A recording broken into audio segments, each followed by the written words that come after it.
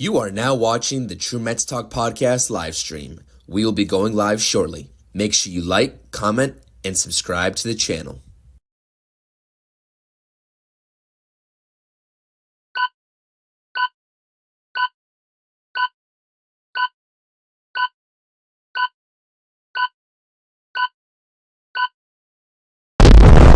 Down the right field, stumbling start for Stewart. Throws to deep left field by Alvarez, and that's going to go away. 4 straight games for the second time in he's homered in 4. What's up, New York Mets fans? It's your boy CP, and welcome back to the True Mets Talk post-game show. How is everyone doing tonight? Our New York Mets are victorious over the Colorado Rockies, finally getting a win versus a team that's below 500. It feels damn good. It feels damn good. It wasn't easy, but the Mets get it done. New York Mets win this game 5-3 over the Rockies, and they win game 2 to even up the series. Going for the series win tomorrow. Wow. Debating whether to even do this post-game stream. I tossed up a poll in the community tab. You all answered. I'm here for you all. Let's celebrate a win. I did a whole lot of ranting on the post-game last night. If you missed it, make sure you go tune in. But it feels good to come back on here and talk about a win. So talking about a win is what we will do. Salute to everybody in the chat right now. I appreciate you all 70 of you. If you're over on X, come over to the YouTube, hit the link, hit the subscribe, and I appreciate the support. Shout out Pure Adrenaline Sports. Make sure you go subscribe to them. Shout out Charles, Sal, Bruce, Daniel, everybody. JB, Jay, I appreciate you all. Cope. Thank you all so much for joining me. Hit those thumbs up. Subscribe, and you know the deal. However you're feeling about our New York Mets, drop your comments in the live chat, and we'll have a discussion. I appreciate you all. Before we get into this actual game, I want to just toss up a public service announcement. Video of Sean Manaea, about Sean Manaea and his resurgence this 2024 season did drop on my channel today. If you missed it, the link's going to be in the description down below. I know I'm kind of looking funky here, and I was supposed to be a thumbnail, but I apologize. The thumbnail and the link to this video is down below. I was talking a little bit about Sean Manaea and some mechanical changes that he has made, as well as some pitch selection changes that he has made this season for his resurgence and becoming a frontline starter for the New York Mets. So like I said, in the description down below is where you can go ahead and look at that video if you missed it today. But listen, let's talk about a New York Mets win. And we cannot talk about a New York Mets win without talking about Mr. Paul Blackburn.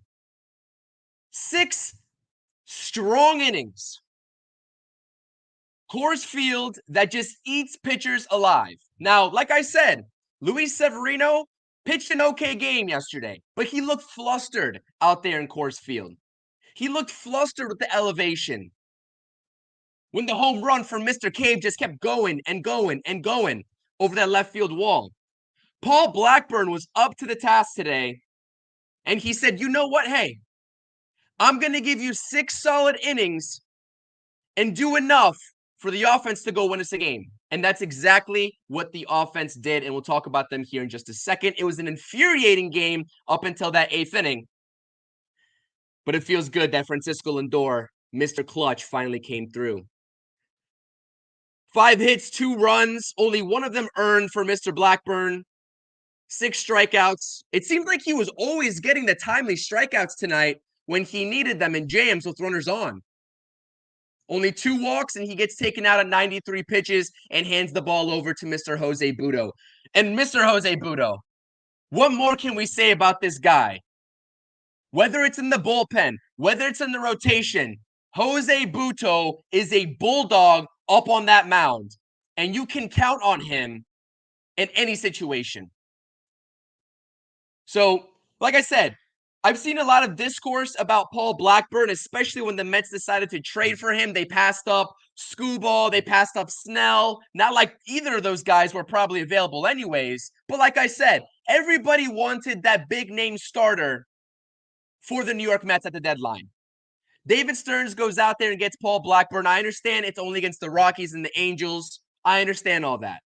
But what he's done in his 12 innings of work for the New York Mets in his first 2 starts is awesome.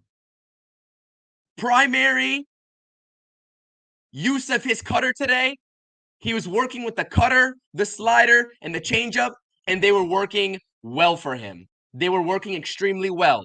So following up an okay performance for Luis Severino, we get a fantastic performance by newly acquired Matt Paul Blackburn. And I love it. And we're going to also talk about the newly acquired Met, Jesse Winker, because guess what? He went 3 for 5 today with an RBI as well. So all these newly acquired Mets making immediate contributions. Stanek, Brazaban, Winker, Blackburn, Maton. I love it. I love it. That's exactly what they were brought in here to do. Shout out my guy, Mets Talk with Hayden. Mets increase my blood pressure. But the green check mark, if it's coming from Hayden, usually is a good sign. So I know you're doing okay, buddy. I'm glad to hear that. Much needed win, 100%. Let's get into some comments here. I appreciate everybody in the live chat. Make sure you hit that thumbs up. Spam those thumbs up buttons for me. Great win tonight. Make sure you're also voting in the live chat. I don't want to bring the mood down, but you know I have to ask the question. I ask a live chat poll question over on YouTube. Like I said, if you want to participate in this poll and you're over on X watching the stream on X, just come over to the YouTube and make sure you cast your vote. My question to you all, as we transition sort of from the pitching side, because like I said, what is the common theme after every single post game that I do, especially for the majority of the season? It has not been calling out the pitching. There was a stretch there where we called out the bullpen. They were a little taxed, injuries, suspensions, all that. Understood. But the majority of the time, when we're talking about the 2024 New York Mets and we're talking about tough losses to the Marlins, to the Angels, last night to the Rockies, we're talking about the offensive production or lack thereof.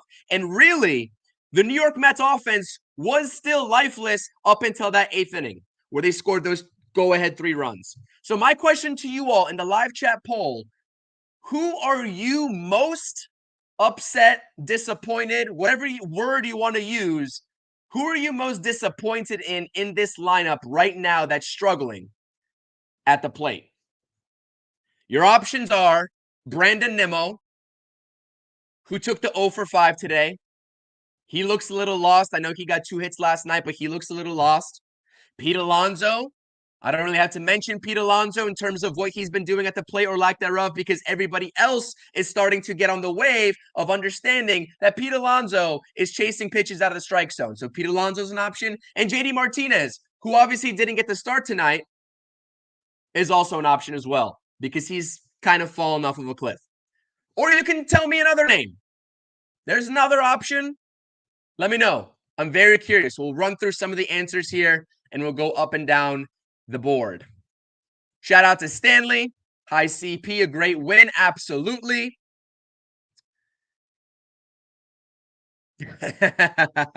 See, I knew someone was gonna say this. Thanks for keeping me in check, but I had to do it. I had to do it. I apologize for it being negative, but I had to do it. I'm very curious. Very curious. It is a little negative. I'm keeping it positive in this stream. Last night, the only positive I took away from the Mets was Huascar Brazaban. Tonight, I'm keeping it positive. But make sure you go ahead and vote in that poll. JB saying Sugar slams the door. Good to see him get an inning of work as well, getting the save. Gives up 1 run, but he had a 3-1 lead. PAS, the Mets win. Shout out to Bruce. Daniel looks like he won some money, or sounds like he won some money. Congrats to Daniel. Yes, 100%. This is a fantastic comment. I am really proud of this bullpen as well. I appreciate the comment. Thank you for tuning into the stream. This is a great comment. The bullpen is keeping this team afloat right now. And so is the starting rotation to a degree. But with the lack of offense, this bullpen is coming up absolutely huge. So that's a great comment. Shout out Ethan, Stoney. I see you guys in the chat. Mr. Delight. Wow, this is awesome. All right. Before we get into anything, like I said, I understand that the poll is a little negative, but you know what? Let's just get into your guys' answers because I'm laughing at this when I'm reading it here. I love it. Appreciate you all answering this, by the way. Stoney's saying Pete Alonso. Cope is saying JD and Pete. By the way, this is for who you are most disappointed in this lineup. Mr. Delight is saying JD. Will says Pete. Yeah. So like I said, oh, and Daniel says Nimmo. So like I said, these guys are not performing well. The Mets are a bottom 3 to 5 team with runners in scoring position, although they did extremely well tonight with runners in scoring position going 4 of 10. They are a bottom 5 team with runners in scoring position ever since July 14th. And the only reason why I put up this poll is because you honestly can't ignore the facts even still that they are struggling to put competent at-bats and string competent bats together. Like, it's still a problem. You look at Brandon Nimmo and what he's doing over the last 10 games. You look at Francisco Alvarez, what he's doing over the last 10 games. Same thing with Pete Alonso over his last 25. I mean, I can go up and down the list. And the most infuriating thing about this whole situation is that I know this lineup can do 10 times better. And I know what their peak is because we just saw it.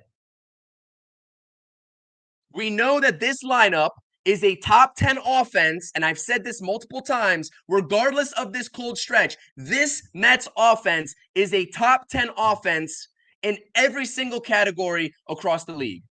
Every single category. So we have a little right to be frustrated. But anyways, huge Mets win. Huge Mets win. Let me not understate the importance of this Mets win. Not only for the confidence aspect of this team right now and this organization that lost the series to the Angels, went out to St. Louis, had a great game, but then followed that up with a stinker against Colorado last night. This is a huge Mets win. Yes, Elgood, 100%. I hear you in the chat, 100%.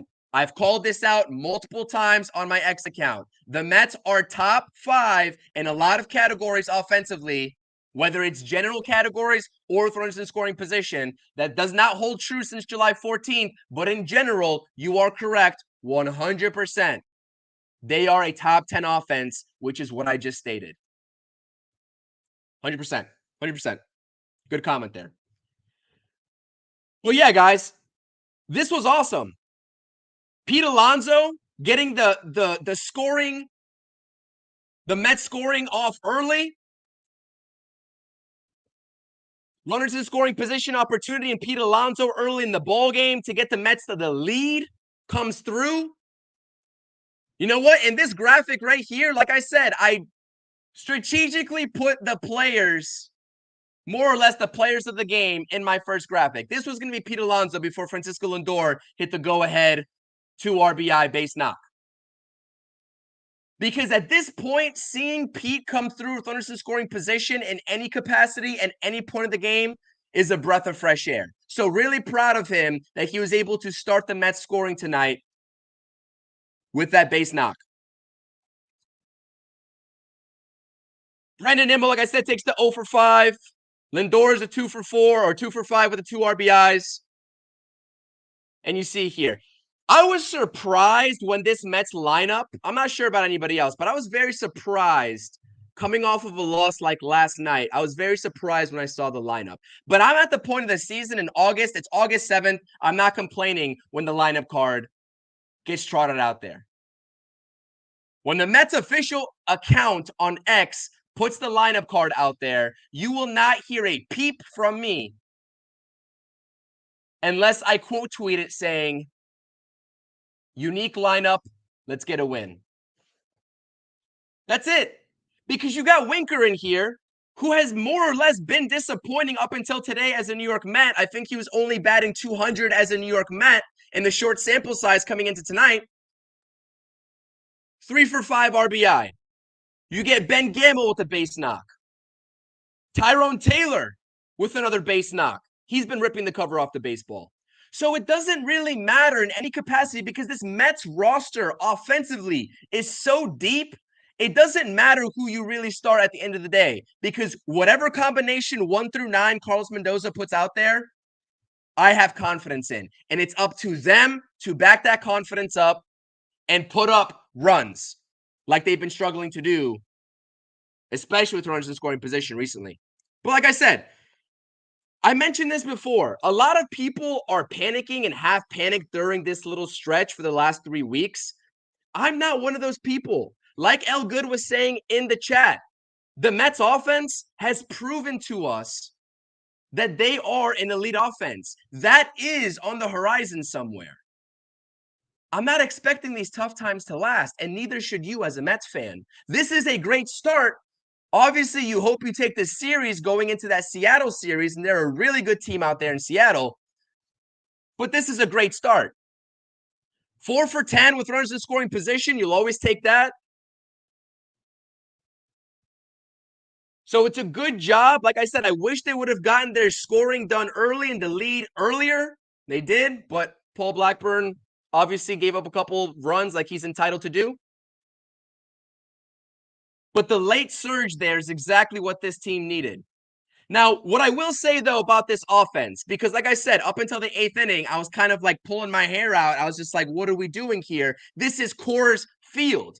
You have an elevation factor, which we saw on Francisco Alvarez's triple in that 8th inning. The ball just kept on carrying and carrying and carrying. And above all else, I know everybody is infatuated with line drives, and I hear you on that. But when you go into a ballpark where you have an advantage in hitting the ball in the air, you need to do so. And the Mets grounding the baseball for outs 10, 11, 12 times tonight, that's not a good approach at the plate. That's not a good mindset at the plate. Use the ballpark to your advantage. But nonetheless, like I said, that was kind of frustrating to me. And it was frustrating last night seeing Jesse Winker, who's also swinging first pitch today, which I absolutely love, grounding into that double play with first and third one out. But yeah, 100%. The Mets are at their best when they are hitting gap to gap. This slap single stuff works for McNeil. Not many other hitters in the league can replicate that. The New York Mets, the recipe to today's MLB is gap to gap hitting and putting the ball over the fence. Now, the Mets are top 3 in home runs in the league. So they've been getting that, but they haven't been bunching doubles and extra base hits together enough to my liking. So seeing Francisco Alvarez going the opposite way for 2 base knocks today. He's been struggling hitting 184 over his last 10. Great to see him get a couple base knocks today and in that St. Louis Cardinals game. But hit the ball in the air. Like, if there's anything that I'm going to preach, especially when you're playing the Colorado Rockies, who, by the way, you have to give a little credit to because they are a fantastic team at home. You take a look at a lot of their starting rotations, pitcher splits in 2024, it's night and day different, especially with the guy that we saw last night in Kyle Freeland. They are a much better team and they perform much better at home. So it's always a tough matchup with the Mets and the Rockies. The Mets historically struggle with the Colorado Rockies in this century. Like, you can look at year by year the series season totals between these two teams, and the Rockies always put up a good fight against the New York Mets. They're like the Miami Marlins of the West. So it's always good to go into Coors Field and get a victory. And I'm glad to see, at least if it was late in the ball game, the Mets putting together and stringing together good at-bats. Because that's the key word here. Like I said, string good at-bats together. It doesn't do you any good to get a double, ground ball, move them over, and in a ground ball that doesn't advance and score the runner or a strikeout in that situation. Productive outs are key, and stringing good at-bats together. That's what I love to see from the New York Mets. And they did so in the last 2 innings of this ballgame. Let me get back into the comment section here. I'm rambling tonight. I know I always ramble on these post games. That's not going to change. So hopefully you all appreciate that. I got my guy Junior in the chat. He's responding to the poll. Alvy for me. We saw it tonight. When this kid gets big hits, we win. 100%. 100%, Junior. If Francisco Alvarez is able to snap out of this mini funk that he's in over the last 10 games, this lineup lengthens itself, and it's a whole lot more dangerous. And that build does not stop at Francisco Alvarez. Like, let's not be mistaken here. That's Brandon Nimmo. That's JD Martinez. We've all seen these guys at their peak at one time or another in 2024. We just really haven't seen that cohesion as a lineup where everybody's clicking at the same time. Even during the hot stretch, there was a select few guys carrying this team. McNeil wasn't really on board during that hot stretch. Imagine if he was hitting the baseball well in that hot stretch. This lineup, like I said, when they are on the top of their game and when they're hitting cohesively together, they're a top 5 offense in this league. And not many opposing starting pitchers are going to want to see them, especially if they squeak into the playoffs. I'll tell you that right now. But I'm getting a little ahead of myself. Braden's saying, let's go Winker, 100%. This is exactly it. Pitching has been fine. Consistent offense is our problem. Yes, Cope, yes. Yes, 100%. Like I said, guys, I appreciate you all being here. It means a lot. We got 51 people on the YouTube. We got 20, 30 plus on the X stream. Please spam those thumbs up buttons for me. Subscribe if you are new here. Like I said, as soon as you are done watching this stream, go tell your friends about it and then go watch my Sean Manaea video today that I dropped today. I promise you, I did extensive research today on that Sean Manaea video. The mechanic change for Sean Manaea, his mechanics and his delivery, his emulation of Chris Sale, like they were talking on the broadcast last night, night and day different from just 4 months ago back in April. You'll see that in that video, and you'll also see the pitch selection that he's changed up in his bad outings versus his good outings. I thought it was mesmerizing when I was making that video doing that research. So make sure you go check that out. Keep dropping those chats in the live chat. Definitely appreciate you all. Thank you all for the support. And if you don't already, if you want to get notified when I will be going live or even catching snippets of any videos or streams that I do, follow me on X and Instagram at my same handle. Same handle as the YouTube. Exact same handle. Shout out Ray. I see you in the chat. It's a win 100%. It's always good to be up here talking New York Mets baseball with you all after a Mets win. All right. I'm a little parched. It's water time. Wow. How are we feeling? Are we feeling good? Does this win take a little bit of pressure and anger off of our chest, Mets fans, that we might have had last night after a 6-3 loss in Colorado? I hope it does.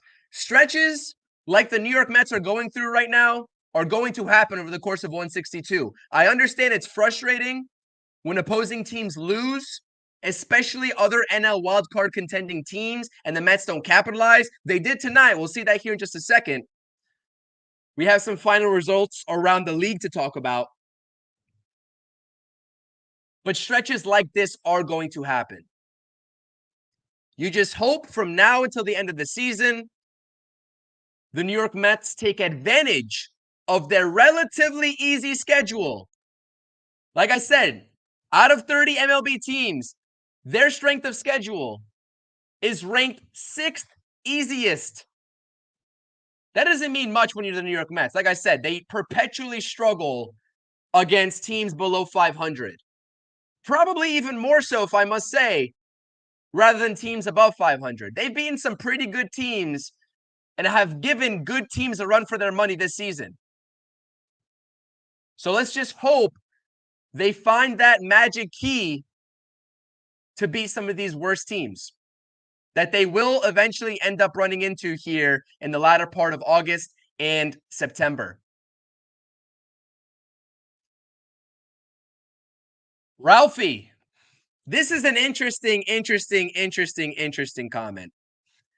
You all know my take on the whole co-hitting coach dynamic going on between Eric Chavez and Jeremy Barnes. It seems like they have some conflicting hitting philosophies, and we've kind of seen a variation of this Mets lineup implementing both philosophies. Jeremy Barnes, like I said, if you don't know, prioritizes the power, is okay with the strikeouts, and Eric Chavez seems to preach a little bit more contact, which inevitably, if you prioritize contact, you're not going to get as much power. So we've seen both sides of the coin, but this is an interesting comment. The Mets should hire Carlos Beltran in 2025 as their next hitting coach. What do you think about that? At this point, regardless of what happens this season, I'm just going to go out on a limb and say that I don't foresee Jeremy Barnes or Eric Chavez being here under David Stearns in year 2. I don't see it happening. I think it was a little bit too late when David Stearns got brought on this offseason with every other priority that he had in making this team better. I don't think that replacing the hitting coach was his worry. I don't foresee Barnes or Chavez being back here in 2025.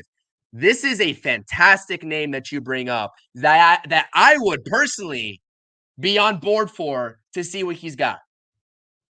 And I think it goes beyond just the type of player that he was, but it just seems like he's relatable. It seems like he's the type of guy that's been in this Mets organization, obviously as a player, but also in all the roles since his retirement with the New York Mets. He was damn near the Mets manager at one point before the whole cheating scandal came out. So this is a name I definitely watch out for because I kind of like it, Ralphie. I appreciate the comment. That's a great comment. Got Marcus in the building. Aaron, Blackburn fits right into the Mets, pitches well, and doesn't get the W. That almost went over my head. I kind of didn't even notice that Blackburn didn't get the W. I don't care who gets the W. I don't care if the pitcher gets the W. I don't care if Jose Buto or any other reliever get the W. I don't care. But this is a great comment, though, because Jacob deGrom-esque, huh? Mets get the W, 5-3. Stamp it. Oh, it's not football season. I haven't seen you all in a while. Two giant goofballs. New York Giants offseason. Preseason is coming up. Might be talking some New York Giants football. Make sure you guys subscribe to the Two Giant Goofballs. Always talking about the New York Giants. Got my Rockies correspondent in the chat. Rockies got robbed. Salute to you, Josh.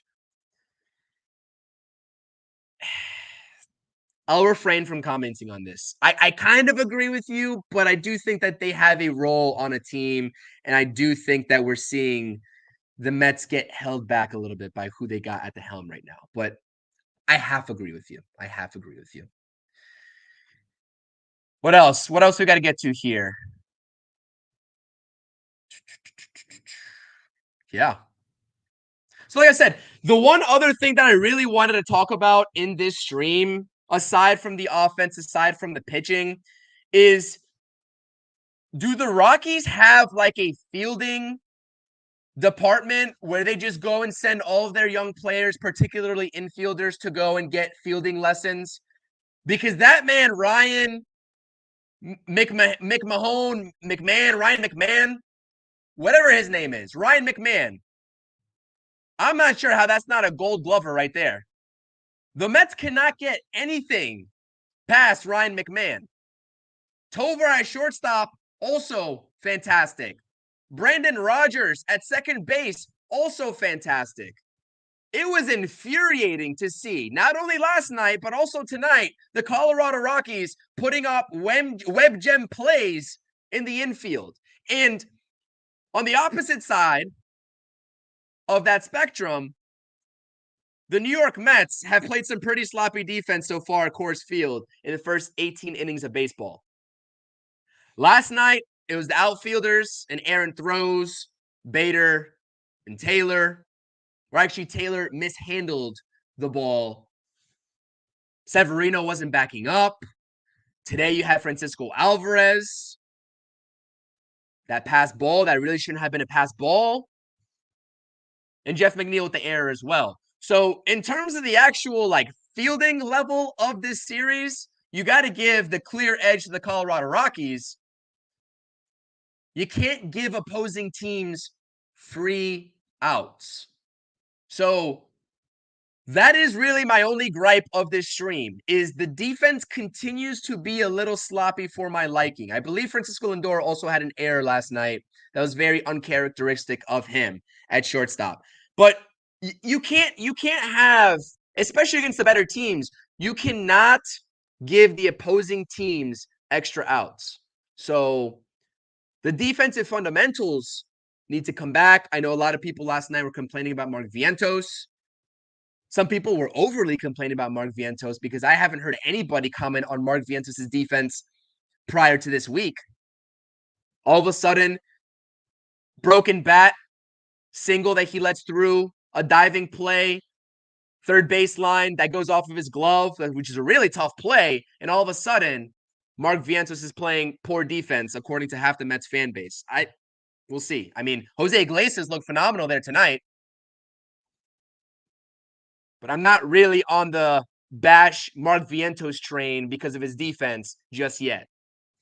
Anywho, it's a different story. Just figured I'd bring that up because the defense is important.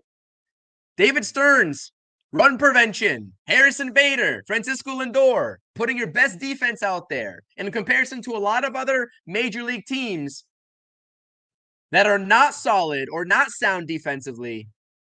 That needs to be cleaned up.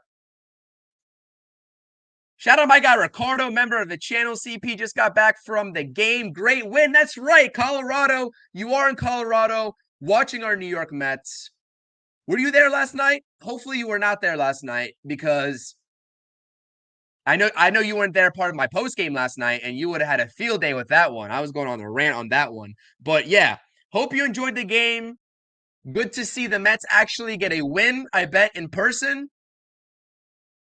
And I still despise Coors Field. But hopefully you had a great time, Ricardo. Appreciate you being here. Blackburn looked really good. Absolutely.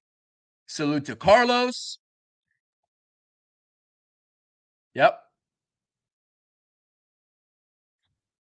Richard's in the chat. Yeah, so let's talk about it. Like I said, this is a great Mets win.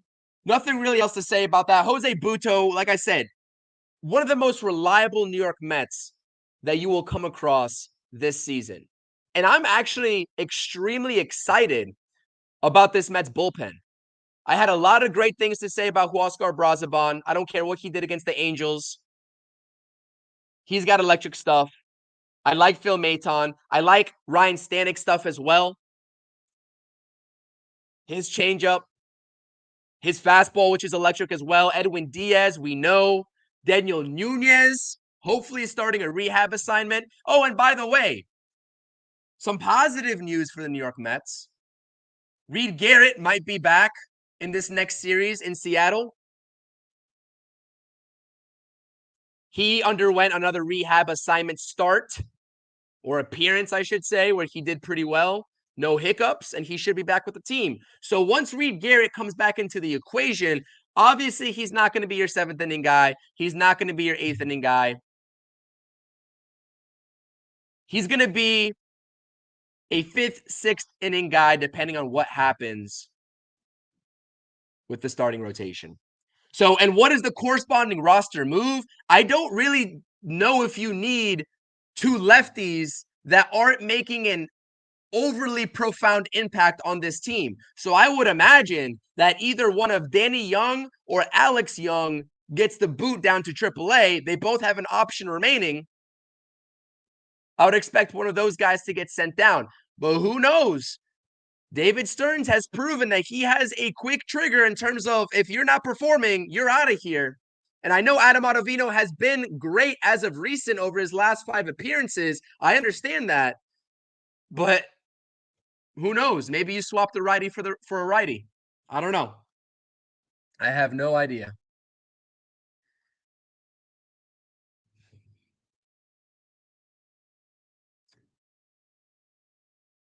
Ricardo went to the game last night as well, left in the 8th. I don't blame you. I don't blame you. Like I said, this Rockies team, I was shocked when I went to go look at Kyle Freeland last night and his ERA comparison, home versus away.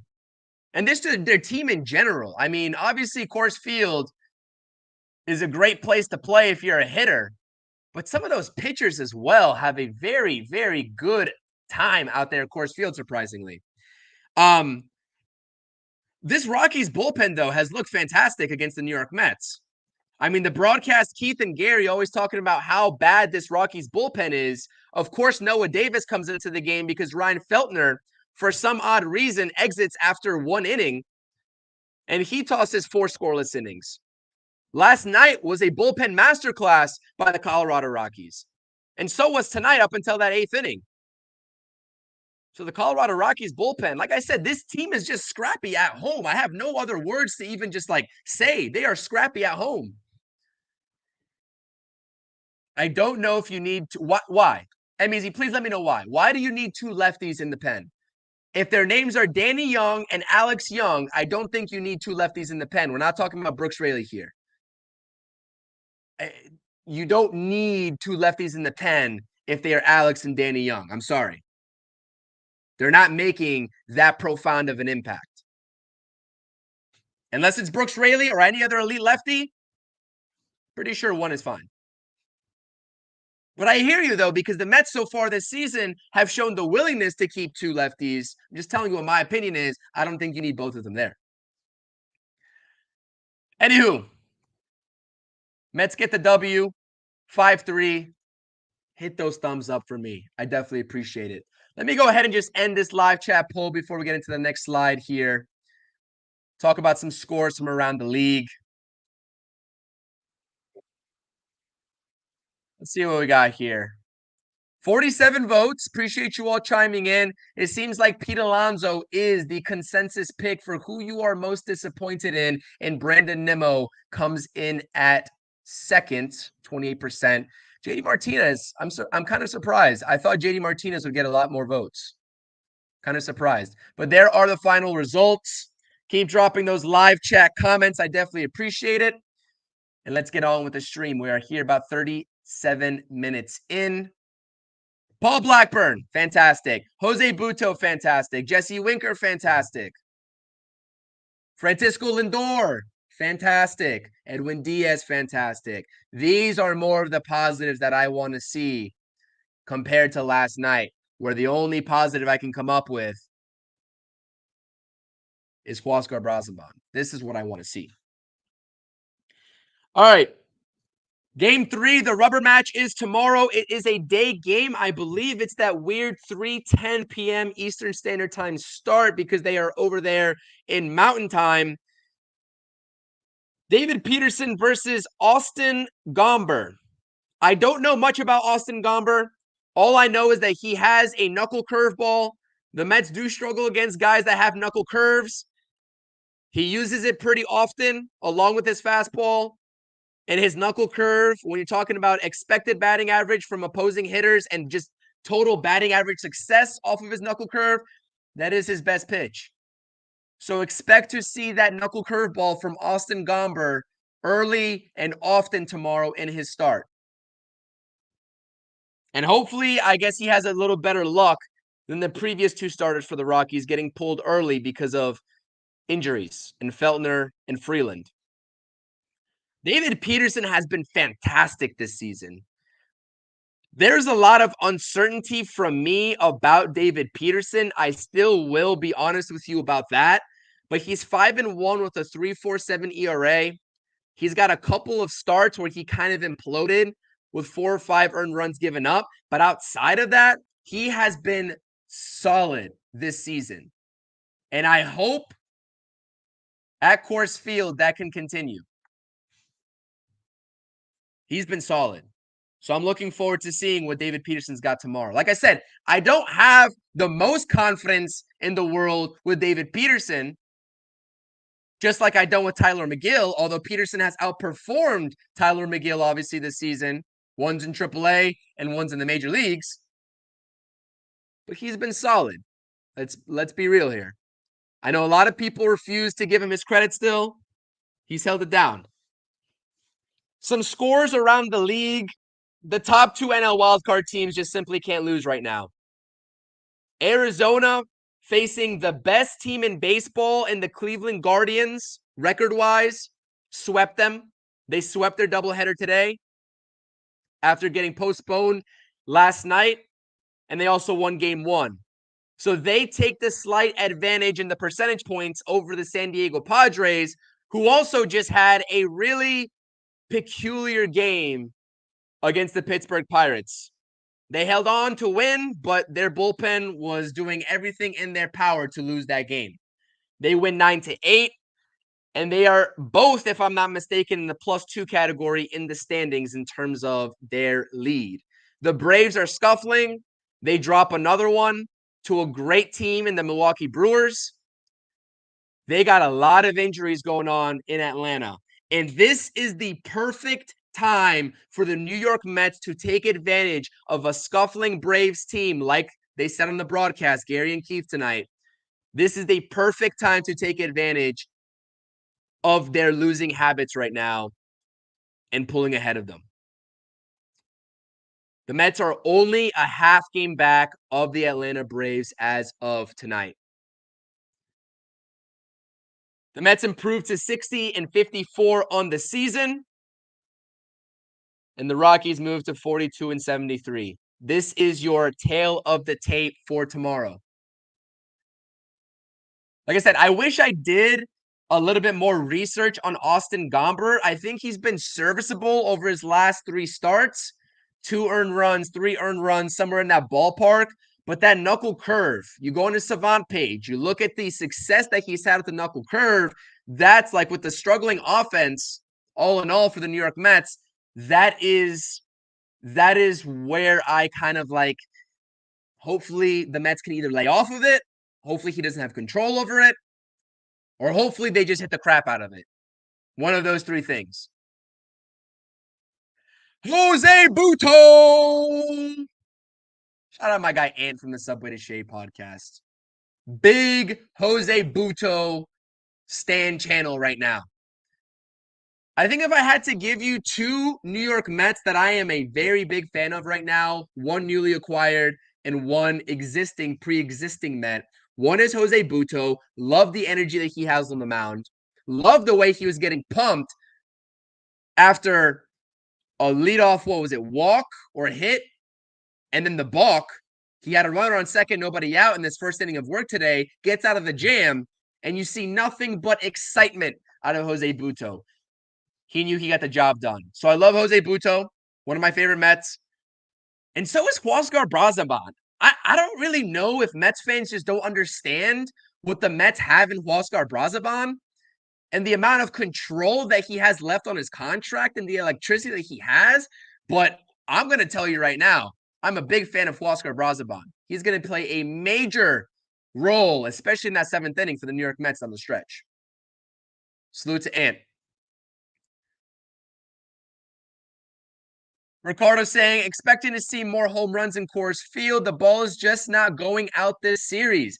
This is an interesting point, too, and I'm not sure, there's probably no relation. But Tommy Pham, did anybody see what Tommy Pham's comments were today about the ball being dead when he was with the Chicago White Sox? It was interesting. John Heyman, New York Post, they tweeted that out earlier today.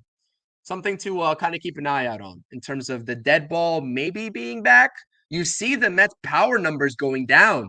JD Martinez has only 3 home runs to his name since July 1st. Francisco Alvarez in his last 30 games has only 1 home run, either 1 or 2 home runs. But the power is just down. Not for Aaron Judge, of course. Not for Marcell Ozuna. Not for Shohei Ohtani. But for the rest of these guys. So I don't know. Just something to keep an eye out on. Weather is crazy in Denver this year, Richard. Absolutely, 100%. So, listen, I understand to round this stream out. Like I said, I know I'm kind of rambling on here. This is it's my favorite thing to do here, especially even if it's a West Coast time. It's 12:15 a.m. here on the East Coast. Why not have a little fun with it? I understand that I called a series sweep against the Colorado Rockies after the New York Mets went out to St. Louis and kicked their ass. I know that the Mets dropped game 1 in Colorado, but how about we win a damn series tomorrow? How about, like Junior said in the chat, we get a David Peterson masterclass in a tough ballpark to pitch in, and how about we get to Mr. Austin Gomber and that knuckle curve early and often, like Rob and I always like to say. Let's do it. Let's win a series. Let's win a series. That Angels series left a very sour taste in my mouth, and I am desperate. I'm hungry for a series win. Let's do it. What else we got? Do you all have anything for me? Any questions for me? I'm going to take this victory all night long. I'm sorry. I'm going to take this victory all night long. Always a great time here on the post-game stream. Make sure you're hitting that thumbs up. Spam that thumbs up for me. Tell your friends. Tell your family. If they like the New York Mets and they want to hear about the New York Mets, especially from some random podcaster just ranting after wins and losses both, tell them to subscribe to the CPNYSports YouTube channel. Tell them to subscribe. It's a little shameless plug. How'd I do? Mets never do sweep in Colorado. Like I said, Ricardo, earlier in the stream before you got in here, the Colorado Rockies this century, you can go back many years. The Colorado Rockies have been a thorn in the Mets sides. This is a great point, M-Easy. I agree with you. You know what? We don't agree often, but I do agree with you. I agree with you. Brandon Nimmo, not pretty over the last 10 games. He's hitting below 200. I understand he got 2 base knocks last night in the 6-3 loss, but he just doesn't look right at the plate. I'm a big Brandon Nimmo fan. He does not look right at the plate. So I would definitely give him the day off. I know the Mets are in the interest of winning the most ball games as possible, and you would think that Brandon Nimmo being in the lineup helps you do that more so than anybody else. But I would try to get him some rest before a very tough Seattle Mariners series. 100%.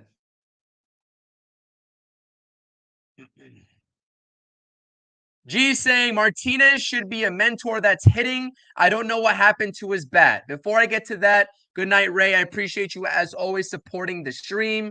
I appreciate you. I'm rounding out the stream right now. I apologize. I do got to get to bed myself, but I want to answer some of your guys' comments here as I usually do. Yeah, so my whole thing on JD Martinez, especially when he first got signed, was that he was not brought in here, right? Regardless of where he's batting in the lineup, 3, 4, 5, doesn't really matter. He was not brought in here to be the main guy driving this lineup. He was not. He simply wasn't. The core of this team, Nimmo, Lindor, and Alonso, that's their job. They are the ones that should be carrying this lineup on a day-to-day or on a nightly basis, I should say. And JD Martinez got brought in here to be a supplemental piece. Those are the key words, supplemental piece. He is a mentor. He performed very well early on in the season. He actually is what kickstarted the New York Mets lineup early on, but he's kind of fallen off of a cliff. So I don't know what happened to his bat. If you want to ask me what happened to his bat, I said it yesterday in the post-game stream. It looks like he's chasing just like Pete Alonso is. Just like a lot of New York Mets hitters are right now. He's chasing bad pitches, but he's also letting fastballs for strikes go. Normally, early on in the season, JD Martinez's bread and butter was taking that outside fastball the other way for a single or in the gap for a double. We haven't seen that. He's taking those fastballs on the outside part of the plate. I don't know if he's not trusting his bat, but he's getting himself in a hole into pitchers' counts, and he's not laying off of that slider down and out on 0-2, 1-2. Same thing with Pete Alonso. I look at both of those guys at bats right now, Alonso and JD, and they're very resembling of each other. Not sure if anyone agrees with me or not, but when I look at those two guys and when they go up at the plate and the types of counts they get themselves into, the types of pitches that they watch go by, and their end results on their swings, they're mimicking each other right now.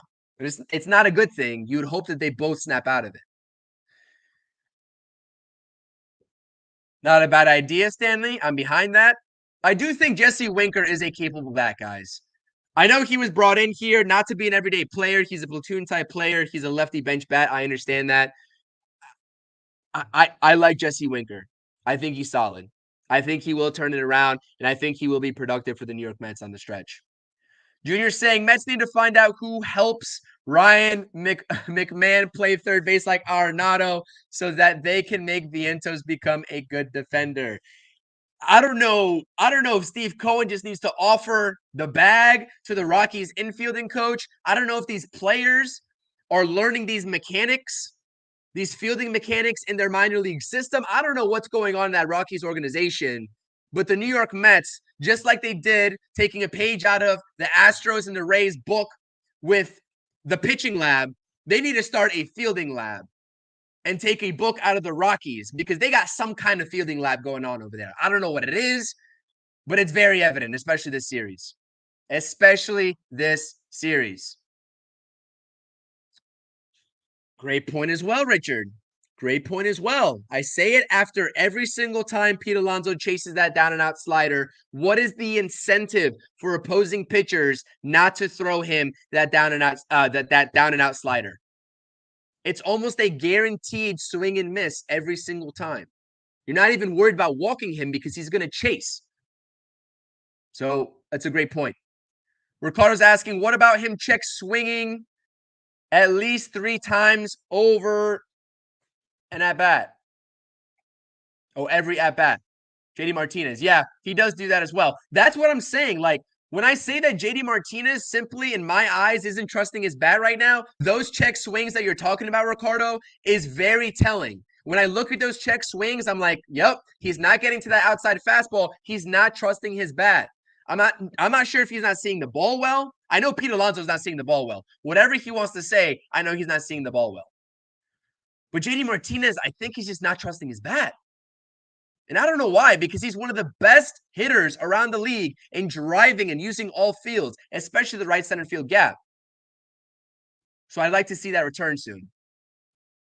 Marte is definitely returning soon. Got a base knock and a stolen base, and his rehab assignment start yesterday, if I'm not mistaken. So in addition to Reed Garrett, we also do have Starling Marte coming back soon. And I think the obvious send-down candidate is going to be Ben Gamel. I mean, it doesn't make sense for it to be anybody else besides Ben Gamel. Get those thumbs up on this video, up on this stream, up. I definitely appreciate you all. Thank you so much for the support. Thank you, Ricardo, for reminding everybody. Hit the like button. Hit the subscribe button. Almost to 900 subscribers. I might be doing a little bit of a giveaway. If you guys are a part of this channel, I might be doing a little bit of a giveaway once I hit either 900 subscribers or 950. One of those two. One of those two. It might involve a free jersey. It might involve another memorabilia piece. I don't know. It might be something. Just keep an eye on that. Keep an eye on that. 50 watching, 30 likes. If you are in here on X, first of all, come over to the YouTube. And if you're in here on the YouTube, please hit that thumbs up for me. I appreciate that. It helps the stream and the channel grow a lot. So you are doing me a huge favor if you like this content, hitting that thumbs up.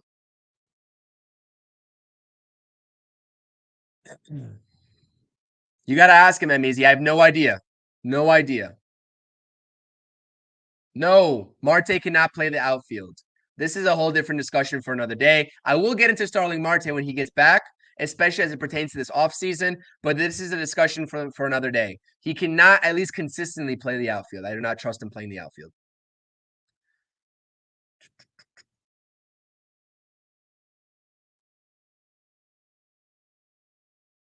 Bruce saying, when your eyesight misjudges the ball's location, remedy is to exaggerate the swing higher then the high heat and swing under the low pitch. Don't chase.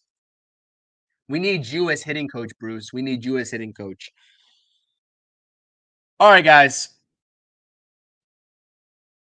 I think this is going to wrap it up for me. I don't know where Jake Diekman's at, JB. As soon as the Mets let him go, I kind of stopped paying attention to him. So I don't know. I have no idea. But yeah, this is going to wrap it up for me. Always great to come in here and talk about a win. 5-3 in game 2 of this series. Like I said, got to give credit to the Rockies. You got to give credit to every single MLB team that you face. You can't take anybody advantage of anybody, right? You can't take anybody for granted, I should say. The Rockies are a professional team. They are a weird team, like Junior's saying. They are so much better at home than on the road. And it just is what it is. But at this point, like, we can't make excuses for the New York Mets. And the New York Mets can't make excuses for themselves. It is crunch time baseball down the stretch. You got two very scorching hot teams right now in the Padres and Diamondbacks looking to sort of pad their lead in those top 2 wildcard spots. And you got a scuffling Braves team that you need to take advantage of and you need to leapfrog. So no excuses. Come out tomorrow and win a ball game. I'm going to see if Rob's available for a pregame tomorrow. I'm not sure if he is, but if not, I will do a pregame tomorrow. You have my word. I will do a pregame tomorrow, and I also probably will do a postgame. I'll probably be on here doing both, pregame and postgame. So hit the notifications button. Don't go anywhere. If you are not subscribed yet, subscribe. I will be doing a lot more content to end the season. And check out that Sean Manaea video. And let me know what you think in the comment section. Really interesting stuff from Sean Manaea. He changed up his mechanics. He wanted to emulate Chris Sale. And he's changing up his pitch selection. And he's having a fantastic season. 120 innings pitched. 3.30 ERA. Fantastic. 10 plus strikeouts in back-to-back starts. Sean Manaea is absolutely fantastic right now. Padres on fire. Padres scare me this year. So do the Diamondbacks. Diamondbacks, especially with the deadline that they had, that's a solid team. They started off sluggish, but that's a solid team. But all right. Our fearless leader, Carlos Mendoza, gets the job done yet again with a unique lineup tonight. It's August 7th, 2024. The New York Mets are victorious, looking to carry this momentum into the rubber match tomorrow. 3:10 p.m. start. Pre-game going down on the channel tomorrow, and perhaps a post-game as well. So make sure you tune in. Everybody, thank you so much. I appreciate all the comments. It's always fun engaging with you all. Hit that thumbs up, subscribe, and let's go Mets. See you all tomorrow. Peace. Thank you for watching the True Mets Talk podcast. Make sure you're tapping on that notifications button and checking out all the latest content on the channel. Thank you.